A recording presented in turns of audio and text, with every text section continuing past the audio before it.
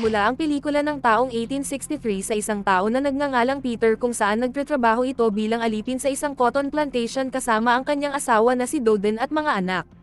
At nang malaman na niya na ibinenta na siya sa bagong may-ari ay sinulit na niya ang buong oras sa kanyang pamilya sa mga huling sandali.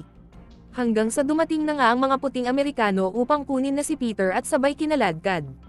Sa kabila ng pagmamakaawa ng anak ni Peter sa mga puti na huwag nang ituloy ang pagkuha sa kanyang ama ay hindi pa rin naawa ang mga puti.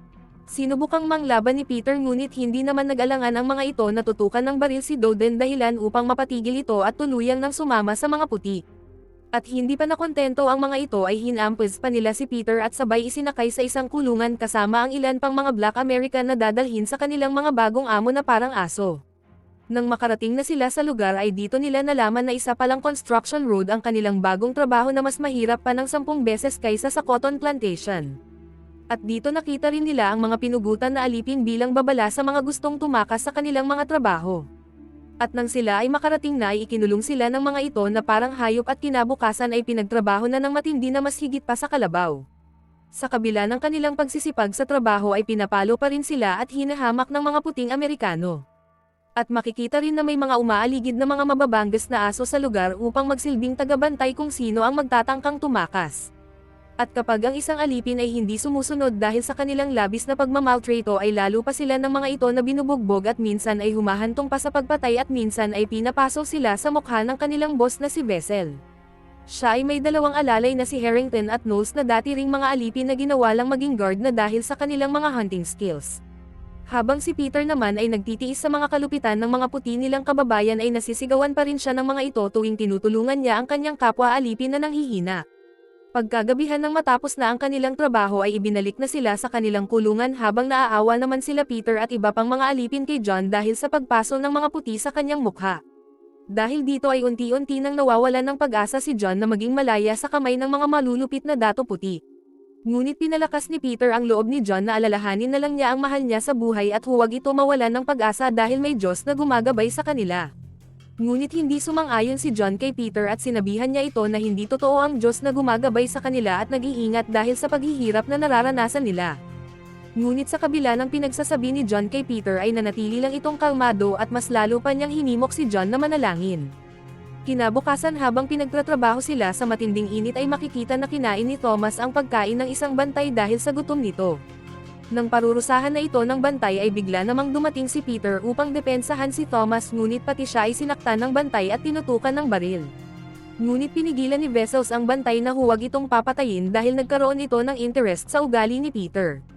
Nang magdapit hapon na habang nasa kulungan na si Peter ay pinuntahan siya ni Vessels at sinabihan niya ito na siya na ngayon ang kanyang Panginoon at siya ay aso niya lamang.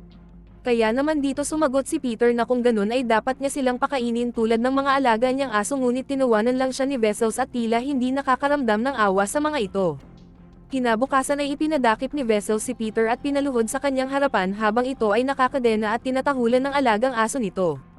Nang ito ay makalaya na sa pangungutya ni Vessels at habang ito ay kumakain ay sinabihan ni Peter ang kanyang kasamahan patungkol sa plano nilang pagtakas at sinabihan niya ang mga ito na may alam siyang ruta at kailangan lang nilang tumawid sa isang ilog at maglakad ng 5 araw. Habang ang iba naman sa kasamahan ni Peter ay nag-aalangan ngunit sinabihan sila ni Peter na wala ng ibang paraan upang makatakas sa mga malulupit na Amerikanong puti. Maya't maya habang sila ay nagtatrabaho ay biglang namatay ang kanilang kasamahan sa sobrang pagod kaya naman pinahila nila ito kay Peter upang dalhin sa hukay kung saan nakaimbak ang mga alipin na pumanaw. Habang inuutusan siya ng mga ito na tabunan na ang mga bangkay ay dito na naisip ni Peter na ito na ang tamang pagkakataon upang gawin ang kanilang planong pagtakas. Habang binabantayan siya ng mga ito ay pinalo niya ng pala ang mga ito at sinubukan niyang patayin ang mga bantay at sabay kinuha ni Peter ang kutsilyo ng isang bantay at sabay tumakas.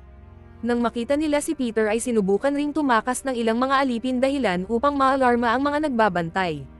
Habang binabaril ni Vessels ang ilang mga alipin na sinusubukang makatakas ay nagalit siya kay Peter kaya naman inutusan niya ang dalawa niyang tauhan na sila Harrington at Knowles na habulin si Peter.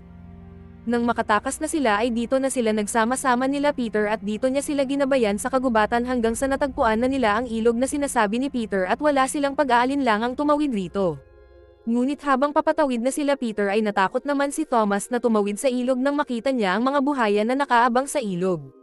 Ngunit maya't maya ay nakita siya ng aso nila Harrington dahilan upang mahuli siya nila Fessel at tinanong kung saan nagpunta ang kasamahan nito. Sa una ay hindi umamin si Thomas kung nasaan ang mga ito ngunit inupurin siya ni Fessel na kung sasabihin niya kung saan nagpunta ang mga ito ay hahayaan nila siyang makalaya. Kaya naman dito na siya napaamin at sinabi ang lokasyon kung saan ang mga ito patungo dahil dito ay hinayaan na nila si Thomas na makaalis ngunit bago pa man ito makatawid ng ilog ay binaril siya ni Fessel at dito dinumog ng mga buhaya ang katawan nito. At nang magtagumpay ang tatlo na makatawid sa ilog ay sinabihan ni Peter ang kasamahan niya na may isa pang ilog ang kanilang tatawirin ngunit dito na tumanggi si John at sinabihan niya si Peter na hihiwalay na siya sa kanila. Si Gordon naman ay sumama kay Peter kung saan man ito magpunta. Ngunit napag-isipan ni Peter na kailangan din nila maghiwalay ng ruta upang hindi agad sila mahuli ng mga Amerikanong puti. Dahil dito ay napagdesisyonan na nilang maghiwalay ngunit tila nahihirapan si Peter maglakad nang matamaan ito ng bala sa kanyang bandang hita. Kaya naman tinakpan niya ang sugat nito upang hindi ito maamoy ng mga alagang aso nila Harrington at tumakbo ng mas malayo pa hanggang sa makarating sa bahay ng Amerikanong puti. Nang makakita siya ng mga magagamit niya ay agad siyang nagtago sa isang tumpok ng mga kahoy at uminom ng kaunting tubig at sabay tumakbo dala ang isang tila na kinuha nito. Ngunit sa kasamaang palad ay nakita siya ng isang babae at pinatunog ang isang alarma. Dahil dito ay narinig ito ni Fessel at sinabi naman ng babae sa mga ito kung saan patungo si Peter.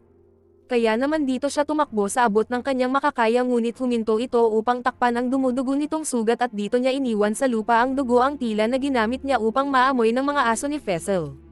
At nang makarating na ang mga Amerikanong puti ay dito siya nagtago sa isang lawa kaya naman inakala nila Fessel na tumawid ito sa ilog dahilan upang maghiwa-hiwalay ang mga ito.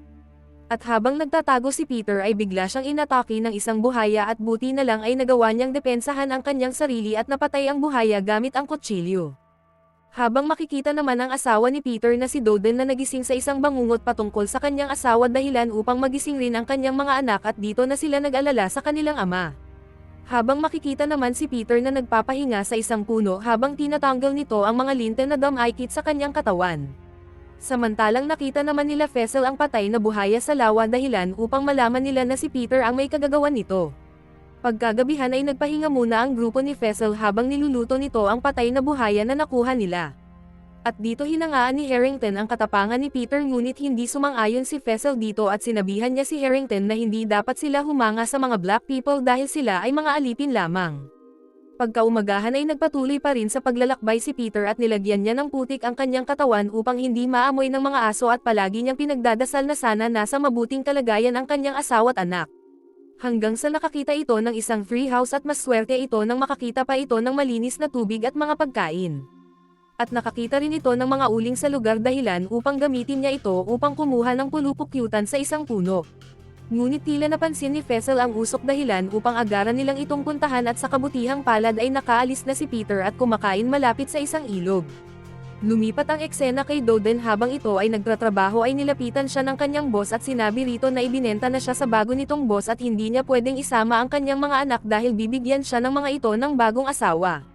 Dahil sa nalaman ay napaiyak na lang ito at nag-aalala para sa kanyang mga anak na mapapalayo sa kanya at upang hindi siya mapalayo sa kanyang pamilya ay pumunta siya sa isang machine ng isang cotton at dito sinugitan niya ang kanyang sarili. Lumipat ang eksena kay Fessel habang patuloy nitong hinahanap si Peter ay nakita niya ang free house na pinuntahan ni Peter at dito nakita niya ang mga bakas ng dugo na naiwan nito at sabay nagmadaling hinanap si Peter. Habang hirap na hirap si Peter sa paglalakad ay muli niyang natagpuan si John at upang hindi sila maamoy ng mga aso ay tinuruan ni Peter si John kung papaano nito matatakpan ang amoy nito ngunit binaliwala pa rin siya ni John. At ilang sandali ay narinig na nila ang pagkahol ng mga aso dahilan upang magtago ang mga ito sa puno. At dahil sa hindi nakikinig si John sa mga pinagsasabi ni Peter ay agaran siyang naamoy ng mga aso at dito na siya nahanap ni Fessel at sinabihan na bumaba sa puno. Ngunit tumanggi si John sa mga ito dahilan upang barilin siya ni Fessel at agarang nalaglag. Habang naghihikaw si John ay tinanong siya ni Fessel kung nasaan si Peter ngunit hindi ito sumagot dahilan upang pugutan siya ng ulo ng mga ito. Habang nakikita ni Peter ang kalunos-lunos na sinapit ni John ay nanalangin ito para sa kanyang kaluluwa at sabay na nag-alisan ang grupo nila Fessel. Nang makita niya na wala na ang mga ito ay agaran na itong lumabas at nakita ang katawan ni John at nagpatuloy sa paglalakbay. Hanggang sa nakita niya ang mga kabayo na tumatakbo at mistulang may kinakatakutan ang mga ito kaya naman agaran niya itong pinuntahan.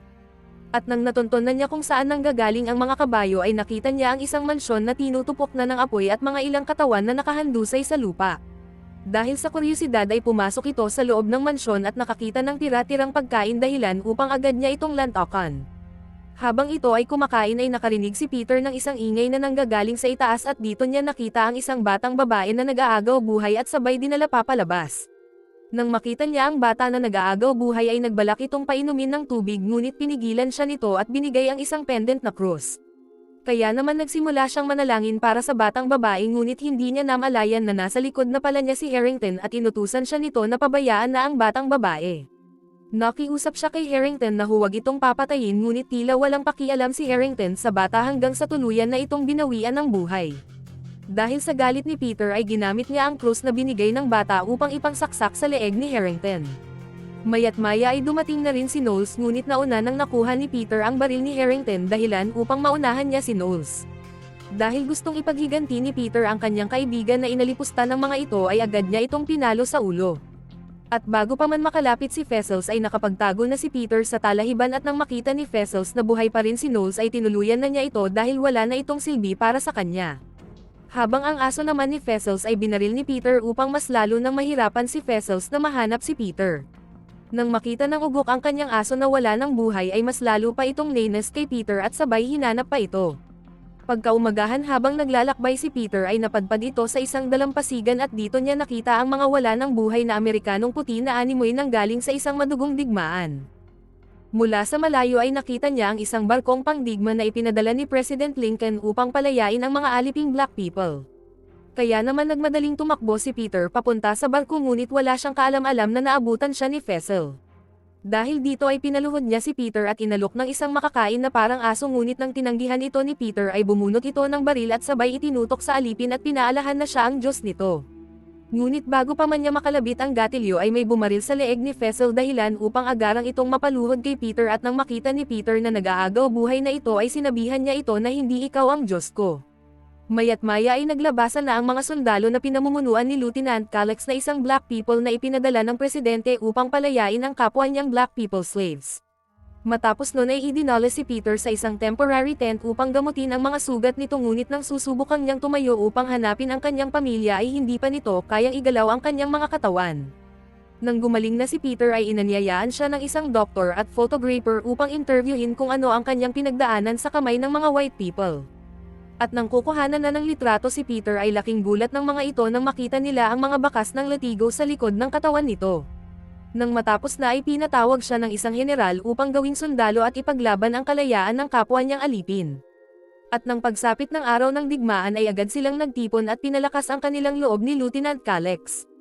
Hanggang sa dito na nga sila nakipaglaban sa mga Amerikanong puti para sa kalayaan ng mga black people.